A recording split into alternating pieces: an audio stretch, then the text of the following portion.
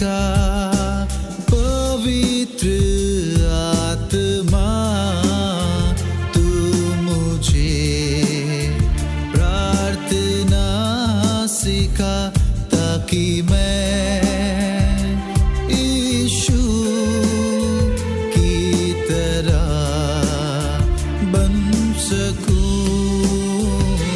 ताकि मैं यीशु की तरह बन सकूं।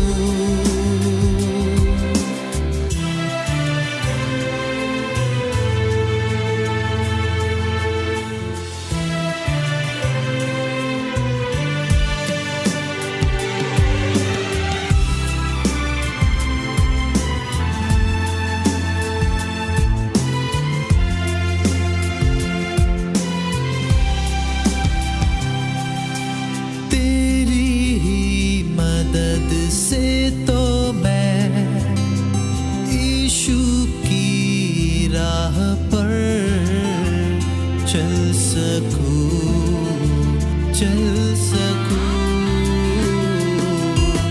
तेरी ही मदद से तो मैं यीशु की मर्जी पूरी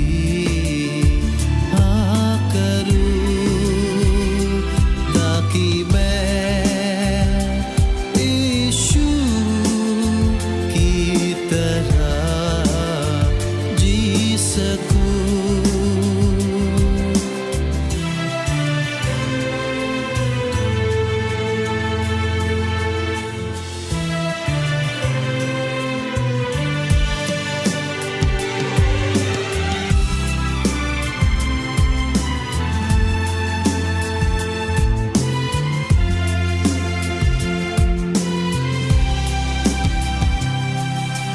तेरी ही मदद से तो मैं यीशु से दुआ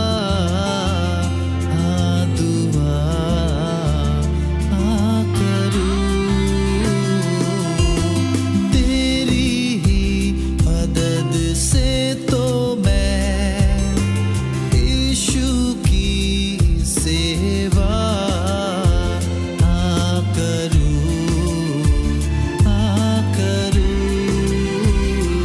ताकि मैं यीशु की तरह चल सकूं,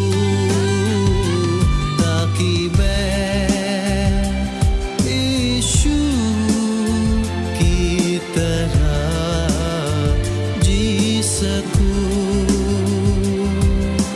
पवित्र आत्मा, तू मुझे प्रार्थना सिखा।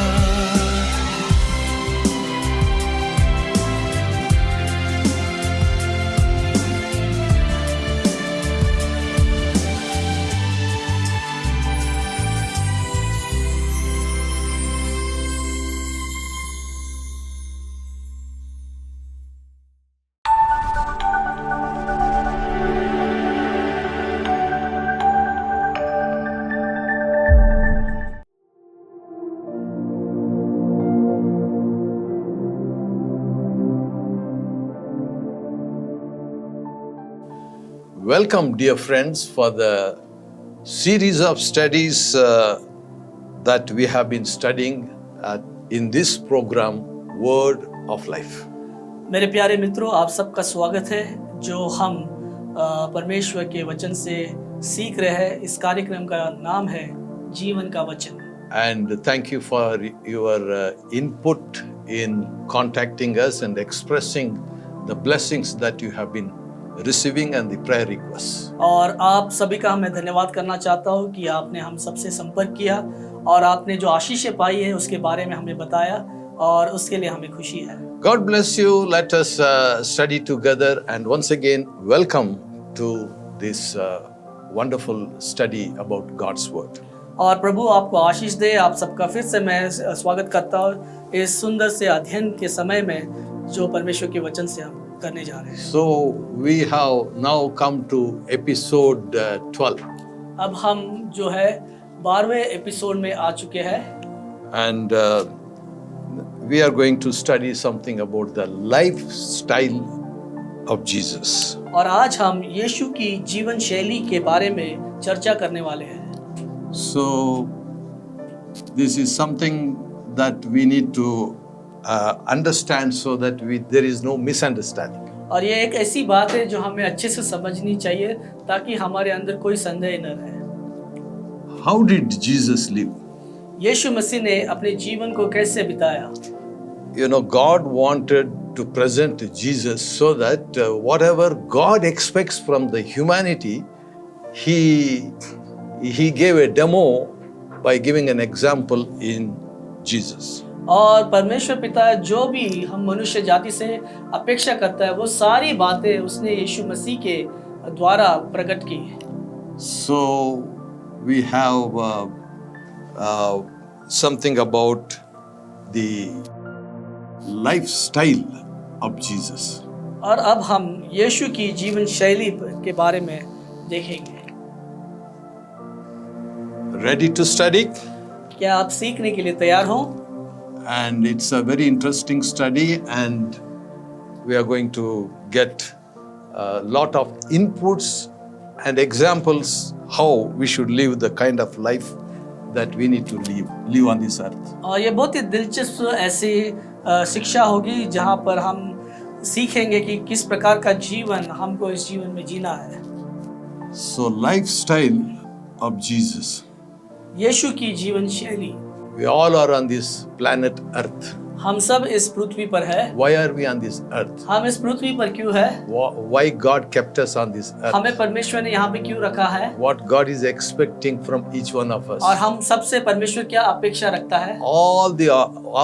These questions are answered in these 7 points. और ये सारे प्रश्नों का उत्तर इस 7 पॉइंट्स जो हम देखने जा रहे हैं उसमें दिया गया है। First of all, the lifestyle of Jesus was centered around Father's will. और सर्वप्रथम बात जो यीशु की जीवन शैली थी पिता की इच्छा को पूरी करने पर केंद्रित थी। So he boldly said once, I came into this world not to do my own will, but the will of him that sent me. और यीशु मसीह ने एक बार बड़े हियाव के साथ ये बात कही कि मैं मेरी इच्छा को पूरा नहीं करने आया लेकिन उसकी इच्छा को पूरी करने आया हूँ जिसने मुझे भेजा है। So in the Gospel of John, यूहन्ना रचित सुसमाचार में chapter 4 and verse 34. उसके 4थे अध्याय के 34वें वचन में हम पढ़ते हैं। This is what the word of God says. और यहाँ पर वचन ऐसा कहता है। And this is Jesus talking here. और यहाँ पर यीशु मसीह बात कर रहे हैं। He says, my food is to do the will of him that sent me. और यहाँ पर वो कहते हैं कि मेरा भोजन उसकी इच्छा को पूरा करना है जिसने मुझे भेजा है। I met a godly man called Brother Buck Singh. और मैं ब्रदर भक्त सिंह जो है उनसे एक दिन मिला। And I consider him as the godliest man I have met on the face of this earth. और मैं उनको एक बहुत ही धर्मी जन के रूप में देखता हूँ जिसे मैं इस पृथ्वी पर मिला। So he wrote a small booklet called How to Find God's Will. और उन्होंने एक छोटी सी किताब लिखी थी जिसमें लिखा था कि परमेश्वर की इच्छा को कैसे जाने। So we are in this world not primarily to do our own will, but the will of the Creator. हम जो इस संसार में है वो केवल हमारी इच्छा को पूरा करने नहीं लेकिन हमारे सृष्टिकर्ता की इच्छा को पूरा करने की। How to know God's will? परमेश्वर की इच्छा को कैसे जाने? The will of God is mostly written in the Word of God. और परमेश्वर की जो इच्छा है वो हम परमेश्वर के वचन में पाते हैं। That's why, dear friends, we are sharing God's word, not our own words. इसलिए प्रिय मित्रों हम परमेश्वर के वचन को साझा कर रहे हैं हमारे वचन को नहीं। In studying God's word, we know God's will. परमेश्वर के वचन पे अध्ययन करने के द्वारा हमें परमेश्वर की इच्छा पता चलती है। And so that is one way how we can find the Father's will. और ये एक तरीका है कि हम परमेश्वर या पिता की इच्छा को कैसे जान पाए। And the Lord Jesus, his lifestyle was very much centered around doing only the will of his Father. और परमेश्वर यीशु की जो पूरी इच्छा जो थी वो पिता की इच्छा को पूरे करने पर केंद्रित थी। And secondly, the lifestyle of Jesus was centered around the Father's power. और दूसरी बात उसकी जीवन शैली थी वो पिता के सामर्थ के द्वारा करने पर केंद्रित थी।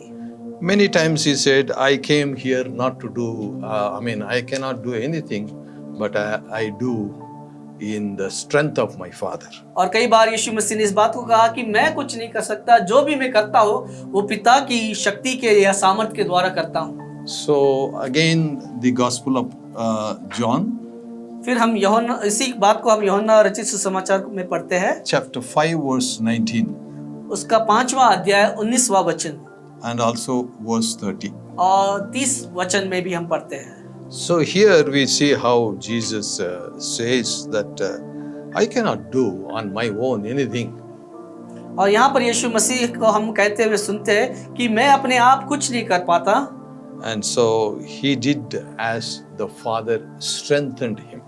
और उन्होंने पिता के सामर्थ के द्वारा काम किया। And one way how the Father strengthened him is by sending him the Holy Spirit upon Jesus. और एक बात जिसके द्वारा पिता ने उन्हें सामर्थ प्रदान की थी वो अपने पवित्र आत्मा के भेजे जाने के द्वारा। And so one day the heaven was opened as he was praying, and the Spirit of the Father came upon him, and he did ministry.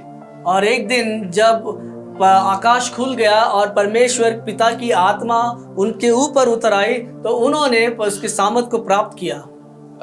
Dear friends, that is how you and I need to live on the face of this earth. और प्रिय मित्रों, इसी प्रकार से आपको और मुझे इस पृथ्वी पर जीना है। We are studying about the lifestyle of Jesus. हम यीशु की जीवन शैली के बारे में पढ़ रहे हैं। As we are studying the lifestyle of Jesus, that is what God also expects each one of us on the face of this earth. और जबकि हम यीशु की जीवन शैली के अध्ययन कर रहे हैं और पिता परमेश्वर यही बात की अपेक्षा हमारे जीवनों के द्वारा करता है। Thirdly, the life of Jesus was centered around the Father's glory. और तीसरी बात को हम देखते हैं कि यीशु का जीवन पिता की महिमा के लिए केंद्रित था। So when I mention father, it doesn't mean physical father, it's a spiritual father. जब मैं पिता इस बात का वर्णन कर रहा हूँ तो ये कोई शारीरिक पिता के बारे में मैं नहीं कह रहा हूँ, लेकिन आत्मिक पिता के बारे में कह रहा हूँ। Some time back, certain friends said, how can God have children? और किसी व्यक्ति ने कुछ समय पहले कहा कि कैसे क्या परमेश्वर के बच्चे हो सकते हैं। God has got spiritual children because God is our creator. और पिता के पास जो है वो आत्मिक बच्चे हैं क्योंकि पिता हमारा सृष्टि करता है। So in the same way, Jesus lived for the glory of God. और इसी प्रकार से यीशु ने परमेश्वर की महिमा के लिए अपने जीवन को बिताया। Again, the Gospel of John, और उसी यूहन्ना रचित सुसमाचार में chapter 17 उसके 17वें अध्याय and verse 4. और 4थे वचन में पढ़ते हैं। And so here in John's Gospel, chapter 17 and verse 4, Jesus makes a very wonderful statement which I love it. और यहाँ पर परमेश्वर यीशु जो है वो बहुत ही सुंदर ऐसे वाक्यों को कहते हैं जिसे मैं उसे बहुत पसंद करता हूँ। In fact, John's Gospel, chapter 17 is one of the long prayers that is recorded between Jesus and Heavenly Father. और देखा जाए तो यूहन्ना रचित जो 17वां अध्याय है वो एक लंबी प्रार्थना है यीशु मसीह और उसके पिता के बीच में। And in that prayer, Jesus says something like this. और उसी प्रार्थना में यीशु मसीह ऐसा कुछ कहते हैं। He said, Father, I have glorified you on this earth by finishing the work that you have given to me. और उसने ये बात को कहा कि पिता मैंने तेरी महिमा की है उस कार्यों को पूरा करने के द्वारा जो मैंने इस पृथ्वी पर किए हैं। Friends, how to glorify God? मित्रों पिता की महिमा कैसे करनी है?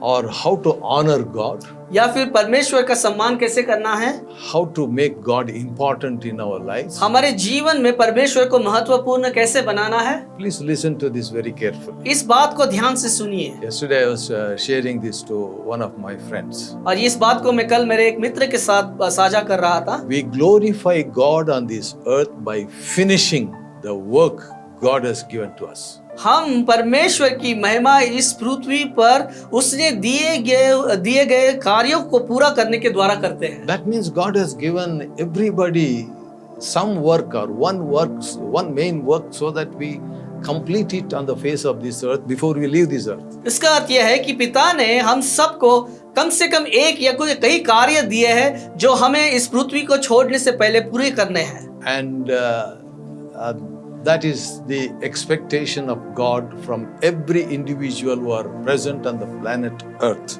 और यही परमेश्वर अपेक्षा करता है हम सब लोगों से जो इस पृथ्वी पर है। You may ask a question or you may get a question, how to know what work God has given to me on this earth? या आपके अंदर ये प्रश्न उठ सकता है अभी कि आप कैसे पता लगाए कि क्या कार्य को पूरा करने के लिए पिता ने मुझे दिया है। One rule of God is you ask and you get the answer. और एक नियम जो परमेश्वर का है कि आप उससे पूछिए और आपको उत्तर मिलता है। And if you have never asked this question, Father, what is that one main work that you want me to do on this earth? यदि आपने ये प्रश्न को कभी पूछा नहीं होगा कि हे पिता कि कौन सा ऐसा कार्य है जो मुख्य कार्य है जो मुझे इस पृथ्वी पर करना है, You can ask God. आप उसको पूछ सकते हैं। God is your heavenly Father. क्योंकि परमेश्वर हमारा स्वर्गीय पिता है, He will answer you. वो हमें उत्तर देता He है, will guide you. वो आपको मार्गदर्शन देगा, He will help you. वो आपकी सहायता करेगा, He will strengthen you. आपको मजबूत करेगा। And therefore be confident that He will answer your prayer. आप उसके ऊपर पूरी तरह से भरोसा रखें कि वो आपके प्रार्थना का उत्तर देगा। Fourthly, we also see one more lifestyle of Jesus. चौथी और एक बात हम यीशु की जीवन शैली के बारे में देखते हैं, And that's about fulfilling righteousness. और वो था कि जीवन की धार्मिकता पूरी करने पर। So, what is the righteousness of God? Maybe the next question that may come to your mind. तो अगला ये प्रश्न आपके मन में आएगा कि परमेश्वर की धार्मिकता क्या है।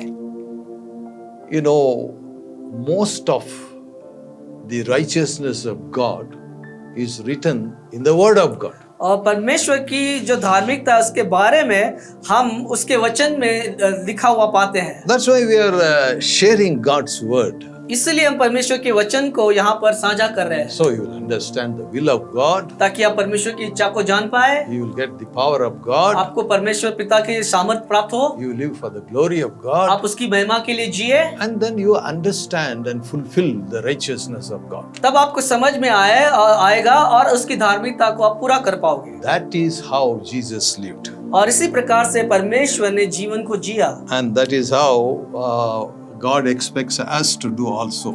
और यही बात परमेश्वर हम सबसे अपेक्षा करता है।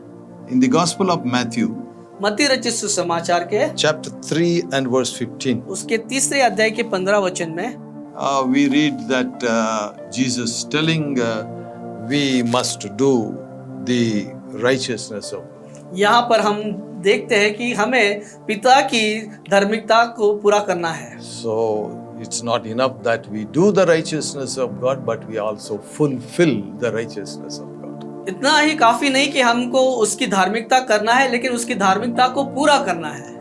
And then one other reason how Jesus lived 33.5 years on this earth. और 33.5 साल जो यीशु मसीह ने इस धरती पर बिताए, उसमें से हम और एक कारण को देखेंगे। By living 33 years on this earth, he showed how to live the kind of life God expects each individuals in this world. और इस 33 साल को जीने के द्वारा उसने हम सबको ये दर्शाया कि कैसे इस जीवन को इस धरती पर जीना है। So the fifth one is he went around doing good. और 5वां जो बिंदु है वो है कि उसने सबकी भलाई करने में अपना ध्यान केंद्रित किया। as soon as you read this part, doing good, immediately you may say, yes, I have been doing good. और जब आपने सुना कि हाँ सबकी भलाई करना है तो आप कहोगे हाँ मैं तो भलाई करता हूँ. And yes, thank God that if you have been doing actively the good things for people. और परमेश्वर का धन्यवाद हो यदि आप सबके लिए सब भलाई का काम कर रहे हो. But I will give a small definition of what is doing good. और मैं आपको भलाई के विषय में उसकी परिभाषा देना चाहता हूँ. So in the book of Acts and chapter 10, प्रेरितों के काम उसके 10वें अध्याय, it says that Jesus went around doing good. वहाँ पर लिखा है कि यीशु सबकी भलाई करने पर अपना ध्यान केंद्रित करता था. There are two types of good that you can do. दो प्रकार की भलाइयाँ हैं जो आप कर सकते हो. One is, a natural good or social good that you can do towards people. और एक जो है वो है जो स्वाभाविक भलाई है या फिर जो सोशल भलाई है वो आप कर सकते हो. One person who really comes to all of our mind is Mother Teresa. और एक व्यक्ति का हमारे मन में ख्याल आता है इसके लेकर वो है mother Teresa. A friend of mine, brother Vardharaj, मेरा जो एक मित्र है उसका नाम भाई वरदराज है. and he those days he went and said, Mother, can I come and stay with you for some days? उन्होंने कोलकाता में जाकर मदर टेरेसा से कहा कि माँ क्या मैं यहाँ पर आकर रह She सकता हूँ. said, welcome. उन्होंने कहा आपका स्वागत है. So he went and stayed almost 1 week और वहाँ पर जाकर वो 1 हफ्ता रहे and saw how she went around doing good. और उसने देखा कि कैसे वो भलाई के काम किया करती थी. The another type of good is spiritual good. और दूसरे प्रकार की जो भलाई है वो है आत्मिक भलाई. Delivering people from the evil spirit. और लोगों को दुष्ट आत्माओं से आजाद करना. Helping people to be connected to God. और लोगों को परमेश्वर के साथ जुड़ने में मदद करना. So that is also another types of spiritual good. Jesus went around doing good. और वो एक प्रकार की जो भलाई है जो यीशु मसीह ने भी की. So then the another lifestyle of Jesus is it was a praying life. और एक उसकी जीवन शैली को हम देखते हैं वो थी कि उनका जो जीवन था वो प्रार्थना का जीवन था. It was not just praying, but his lifestyle itself was about praying. वो प्रार्थना करने के विषय में नहीं था लेकिन उसकी जो जीवन शैली थी वो प्रार्थना की जीवन शैली थी. Even when he was dying on the cross, जब वो क्रूस पर मरने पर थे, that time also he prayed. उस समय भी उन्होंने ये प्रार्थना की. The Gospel according to Luke, लूका रचित सुसमाचार chapter 22 and verse 32, उसके 22वें अध्याय के 32वें वचन में हम पढ़ते हैं that Jesus prayed asking Father to forgive those people. यहाँ पर हम पढ़ते हैं कि यीशु मसीह ने पिता के पास प्रार्थना की कि वो इन लोगों को क्षमा करे. They were all crucifying him सब उसको क्रूस पर चढ़ा रहे थे. and they were all mocking him and teasing him. उसके ऊपर दोष लगा रहे थे, उसकी थट्टा उड़ा रहे थे. He said, Father, forgive them. और उन्होंने कहा पिता इन्हें क्षमा कर. They don't know what they are doing. वो नहीं जानते कि क्या कर रहे हैं. He started with prayer, और उन्होंने प्रार्थना के साथ शुरुआत की but he died praying also. और मरते वक्त भी वो प्रार्थना करते हुए मरे. And the word of God says, परमेश्वर का वचन कहता है it's almost 2000 years. 2000 साल पहले की बात है. And he is praying since 2000 years. और उस 2000 सालों से पहले से ही हमारे लिए दुआ कर रहा है. One small little girl prayed one prayer, I liked it. और एक छोटी सी बिटिया ने प्रार्थना की जो मुझे पसंद है. She didn't know what to pray. उसे पता नहीं था कि क्या प्रार्थना करनी She है. prayed something like this. उसने ऐसी प्रार्थना की, Lord Jesus, Prabhu Yeshu pray for me. मेरे लिए तू प्रार्थना कर. Very simple. बहुत ही सरल है. That's what he is doing. और वही वो यीशु कर रहे हैं. Finally, आखिर में we also see his lifestyle was life of loving life. और हम देखते कि उसकी जो जीवन शैली थी वो प्रेम करने पर केंद्रित थी, यानी प्रेम करने वाली जीवन शैली थी. So his entire life was love others. और उसके पूरे जीवन में हम देखते हैं कि वो औरों से प्रेम करता है, But he also went on to teach, love your enemies. और साथ ही में वो दूसरों को भी सिखाते थे कि अपने शत्रु से प्रेम करो। And in John's Gospel, chapter 13 and verse 1, यूहन्ना रचित सुसमाचार के 13वें अध्याय के पहले वचन में हम पढ़ते हैं, we read that Jesus prayed, loud to the end of his life. और हम पढ़ते हैं कि अपने जीवन के अंतिम दिन तक उन्होंने प्रेम किया। The word of God says, परमेश्वर का वचन कहता है, I like it, मुझे पसंद है, while we were yet sinners, he died for us. और वहां पर लिखा है कि जब हम पापी ही थे तब वो हमारे लिए मरा। While we were yet enemies to God, he died for us. जब हम परमेश्वर के शत्रु ही थे तभी वो हमारे लिए मरा। While we were yet ungodly, he died for us. हम अधर्मी थे तभी वो हमारे लिए मरा। This is the lifestyle of Jesus. ये यीशु की जीवन शैली है। Lived for Father's will. वो पिता की इच्छा पूरी करने के लिए जिए, Lived by the power of Father. उनके शक्ति के द्वारा जिए, He lived for the glory of God. उनके महिमा के लिए जिए, Fulfilled उनकी righteousness. धार्मिकता को पूरा करे, Went around doing good. भलाई के कार्य करते रहे। Life of prayer. उनका जीवन प्रार्थना का था Life full of love. और उनका जीवन प्रेम से भरा हुआ। Shall we pray? आइए हम प्रार्थना करते Our हैं। Father, we thank and praise you for the lifestyle of Jesus. हमारे पिता यीशु मसीह की जीवन शैली के लिए हम आपको धन्यवाद देते हैं, Pray that the esteemed viewers will be blessed by the lifestyle. और हमारे ये जो प्रिय श्रोता है वो इस जीवन शैली के द्वारा आशीषित पाए। Thank you for answering our prayers. हमारी प्रार्थनाओं को सुनने के लिए, जवाब देने के लिए धन्यवाद, Because we prayed in the name of our Lord Jesus Christ. क्योंकि हमने यीशु मसीह के नाम से प्रार्थना की है। Amen. आमीन। God bless you. प्रभु आपको आशीष दे, Shalom. आपको शांति मिले।